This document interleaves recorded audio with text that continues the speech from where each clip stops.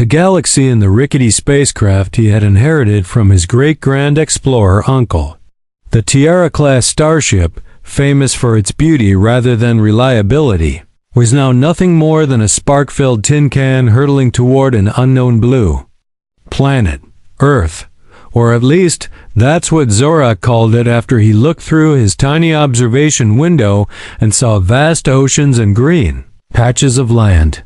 The crash itself was spectacular.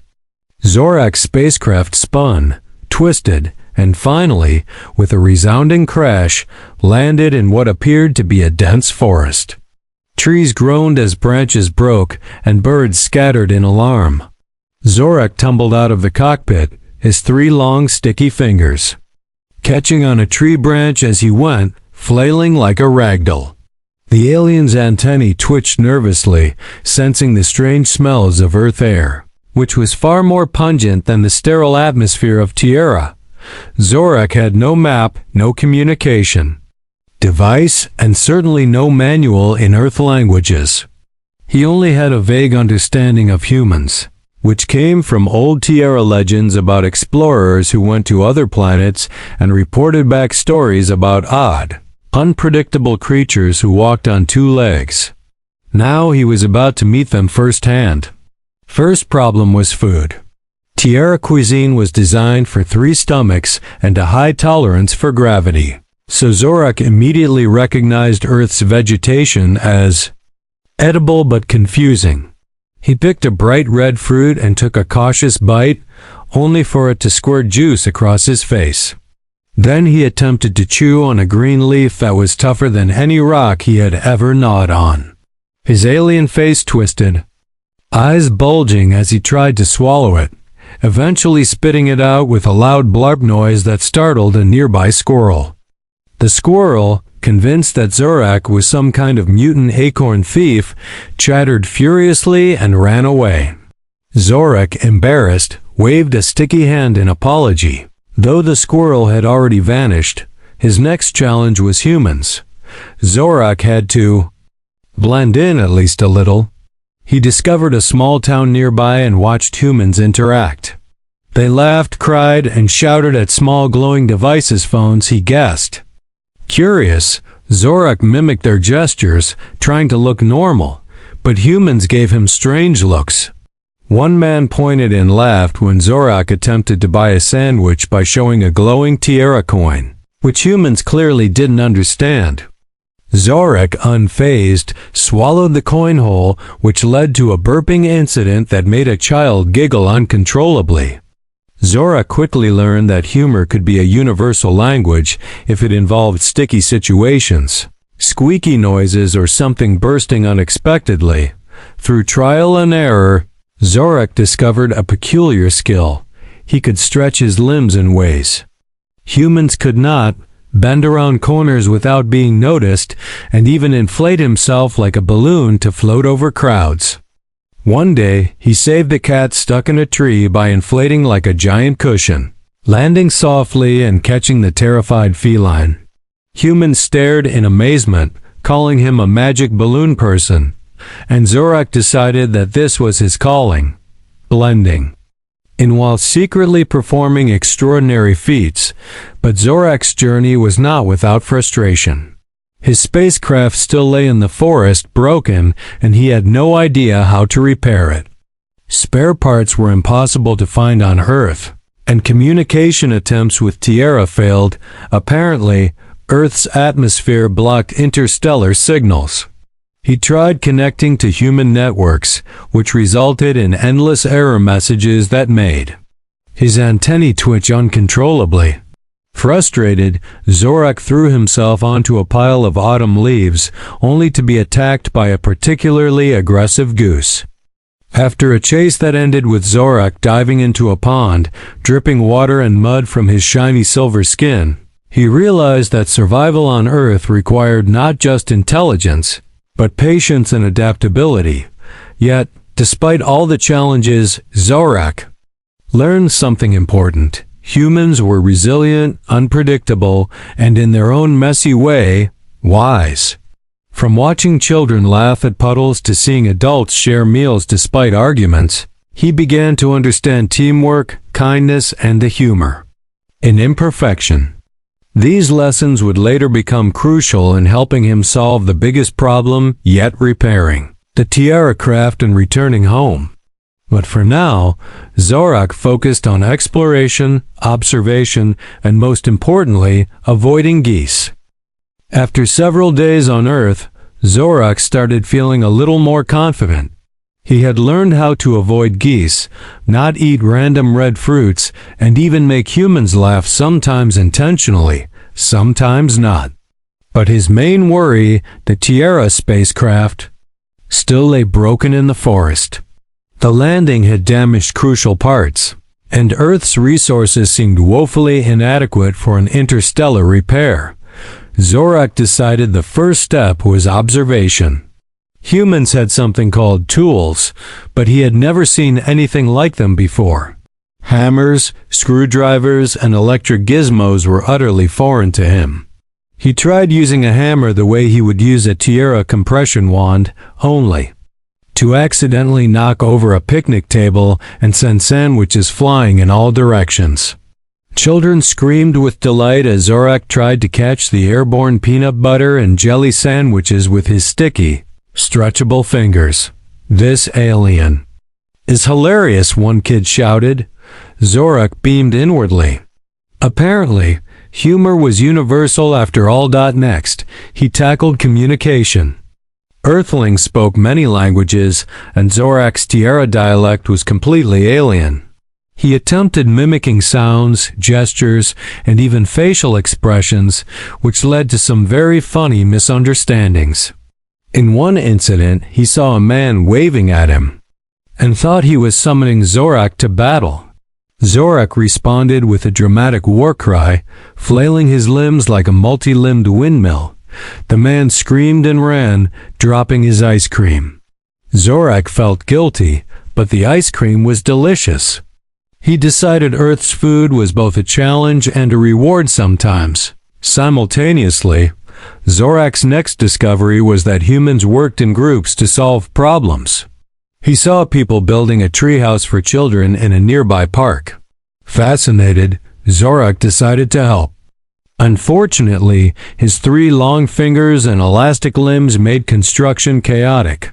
He tried to hold beams in place, only to accidentally catapult a hammer across the park. But instead of anger, the humans laughed, impressed by his strength and ingenuity. Together, they finished the treehouse, and Zorak realized a crucial lesson. Collaboration and learning from mistakes were as important as knowledge itself. But the Tiara spacecraft loomed over him like a giant metallic shadow. Repairing it required more than observation. He needed Earth materials and creativity. Zorak experimented with using tree sap as adhesive, stones as replacement gears, and vines as belts. His first attempts were catastrophic. The spacecraft exploded with a loud bang on one occasion, and Zorak was thrown into a mud puddle. Covered in mud and leaves, he looked like a giant earthy blob. Humans passing by stared in awe. Assuming it was some interactive performance art, Zorak shrugged. If humor and trial and error could help, he was all in. One night, while trying to connect Earth's energy sources to Tiara's propulsion system, Zorak accidentally created a mini light show. Sparks flew, lights flashed, and the spacecraft glowed with rainbow colors. Nearby villagers rushed to see what was happening, and children danced around the glowing machine. Zorak, exhausted but pleased, realized something crucial. Patience, persistence, and creativity could turn problems into opportunities. Even mistakes had value if approached with curiosity and joy. Zorak also learned about friendship. A young girl named Mia noticed him wandering the forest and started bringing him food. She didn't ask questions about why he looked like a shiny silver blob with 3 fingers. She simply offered kindness. Zorak tried to communicate his gratitude by performing a series of hilarious acrobatic flips and stretches. Mia laughed so hard she fell into a bush, and Zorak gently helped her up. Learning that empathy and physical humor could create bonds stronger than words. By the end of this part of his adventure, Zorak had learned, mistakes are not failures, they're learning opportunities. Humor bridges cultural and species gaps. Creativity and adaptability are essential in unfamiliar worlds.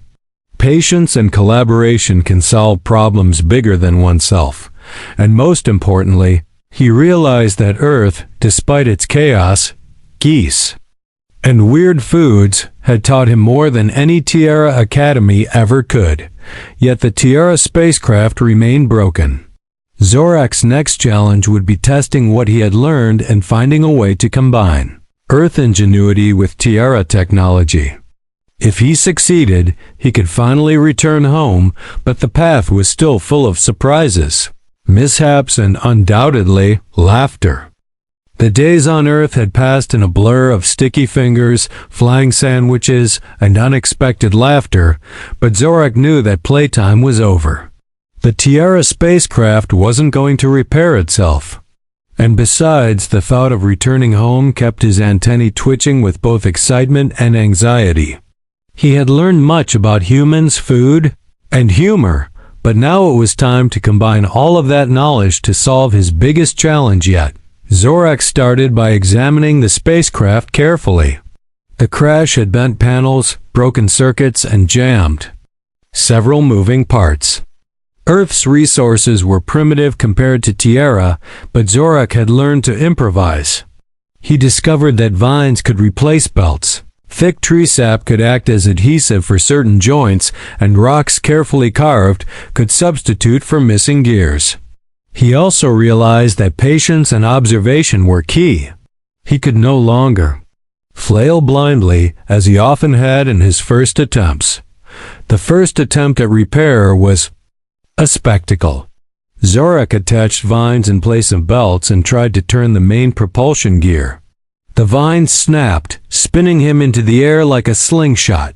He landed in a nearby pond, sending a flock of startled ducks into a panic. Humans walking nearby clutched their hats. Thinking this was some kind of bizarre performance art, Zorak emerged from the water dripping and muddy, but undeterred. Patience, he muttered to himself, and creativity. And maybe less slingshot. Physics. Next, Zorak decided to learn more from humans directly. He visited a small workshop in the village where people built furniture and repaired bicycles. Watching them, Zorak understood how to combine simple tools and clever thinking to solve mechanical problems. He mimicked their techniques, using tiny earth screwdrivers to tighten parts and tap gently with small hammers. Each adjustment made him more confident, and each success made him laugh at the memories of his first chaotic attempts. But Zorak's fanny instincts weren't far behind. While adjusting a gear, his limb stretched too far and accidentally flung a rock into a stack of wood, creating a domino effect. The wood toppled in perfect rhythm, hitting the spacecraft and miraculously aligning a misfitted panel. Zorak clapped his 3 hands together in delight. "Sometimes accidents are genius," he said aloud, and humans passing by nodded knowingly. Though they didn't understand why a shiny silver alien was talking to himself. Over the following days, Zorak experimented relentlessly. He rigged tree branches to function as levers, used puddles to test water pressure systems, and even trained a group of curious squirrels to deliver small components. The squirrels were reluctant at first, but soon learned that Zorak's shiny fingers were a reward dispenser. Humans passing by were astounded to see a spacecraft being fixed by one alien and his furry assistants. The biggest breakthrough came unexpectedly. Zorak had been trying to replace a broken energy core, improvising with Earth batteries connected with vines. Nothing worked. Frustrated, he flopped onto the ground and accidentally rolled into a patch of highly magnetic rocks. The energy core aligned perfectly with the magnetic field, snapping into place with a satisfying click. Sparks danced across the panels, and the spacecraft hummed like a contented Tierra beast. Zorak jumped with joy, spinning in the air, his limbs stretching like rubber bands.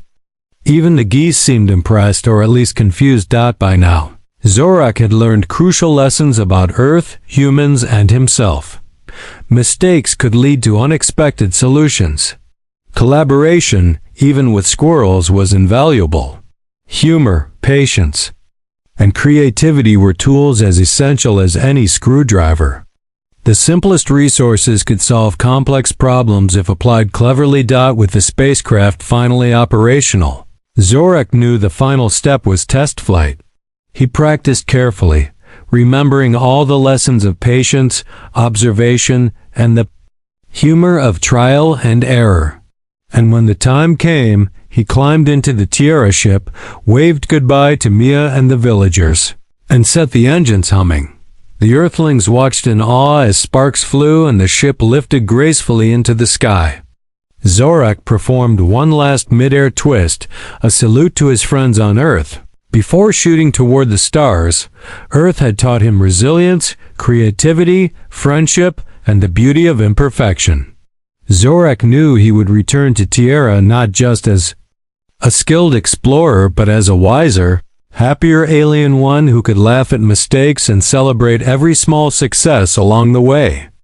After days of trial, error, laughter, and ingenuity, Zorak finally had the Tierra spacecraft humming with energy. Yet, before he could leave Earth, he felt the pull of unfinished business. There were lessons he had learned that he wanted to test, and friends he wanted to properly thank. His first mission was a small village emergency. A storm had toppled a tree onto a road, blocking passage and trapping villagers.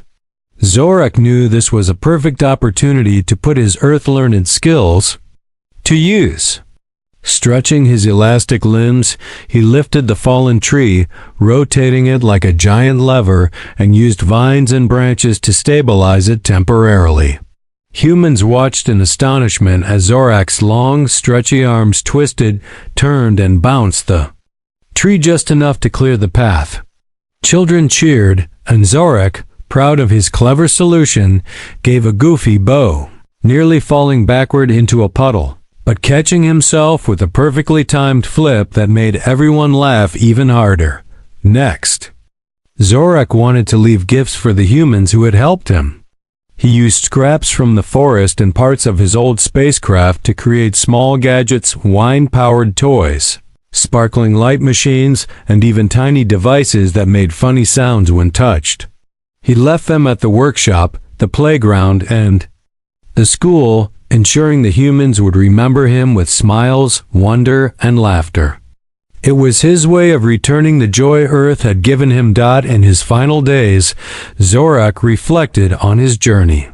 Earth had tested him in ways Tierra never could, dealing with unpredictable creatures, geese, squirrels, and humans alike, improvising solutions with limited resources, embracing humor in failure, and learning patience and empathy.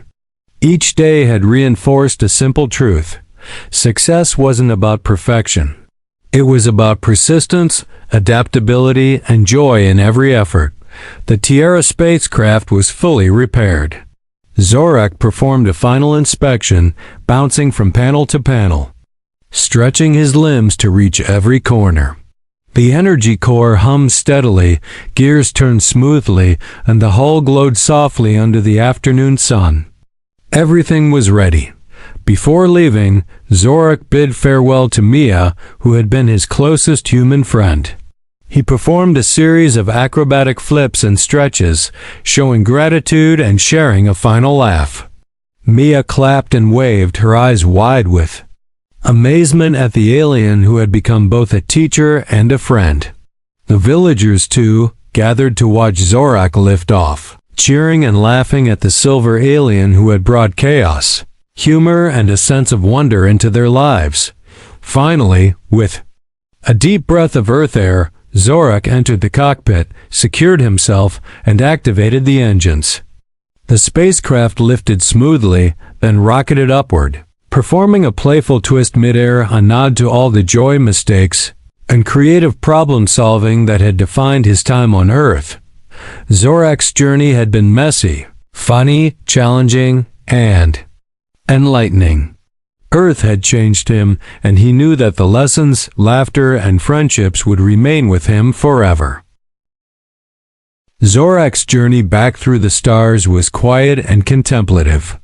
The hum of the Tiara spacecraft reminded him of the chaos, laughter, and lessons of Earth. He replayed the memories in his mind: the flying sandwiches, the geese ambushes, the domino effect that fixed a panel, and the friendships he had forged. Each memory was a sparkling jewel, reminding him that learning could be fun. Even in the messiest circumstances, when Tiara came into view, Zorak felt a mix of relief and excitement. His home planet shimmered with familiar silver and blue hues, and the citizens of Tiara were gathering at the central observatory, curious about the explorer who had been missing for weeks. Zorak descended gracefully, performing a few playful twists in midair, earning gasps and laughter from the crowd. As he stepped out, his antennae twitched nervously. He had been away from Tiara for so long that he worried they might not understand what he had learned. But the citizens were eager, surrounding him with questions. "What did you discover?" they asked. "What challenges did you face?" Zorak took a deep breath and began to share his journey. He told them about the crash, the forest, and his first chaotic attempts to survive. He described humans, their resilience, humor, and creativity, and how mistakes often led to unexpected solutions. He told them about Mia, the squirrels, and even the geese, emphasizing that Earth's unpredictability had taught him patience, empathy, and joy in imperfection. The Tiara elders listened intently, occasionally exchanging surprised glances. Zorak concluded with a demonstration, stretching his limbs, bouncing lightly, and showing how even failures could become creative solutions if approached with humor and adaptability. The crowd erupted in applause, cheering not just his feats but the wisdom behind them. Zorak realized something important. While Earth had challenged him, it had also given him gifts. He had learned to embrace mistakes, find joy in failure, and approach problems with a mix of creativity and humor. He had also learned that friendship, empathy, and collaboration were universal values that transcended planets. Days later, Zorak settled back into Tiara life, but he carried Earth with him. He shared his stories with young explorers, teaching them that mistakes were part of learning and that joy and curiosity could transform challenges into adventures. He even introduced a few Earth-inspired games, which quickly became popular among Tiara children. And so, Zorak's journey ended not just with the repair of his spacecraft, but with the repair of his understanding that life, whether on Earth, Tiara, or anywhere in the universe, is about learning, laughing, and finding solutions in unexpected places. As he looked up at the stars from Tiara, Zorak smiled, antennae quivering with excitement. Somewhere out there, Earth shone like a small blue gem. He knew he might return one day, but until then, carried its lessons, laughter, and spirit in his heart, ready for the next adventure.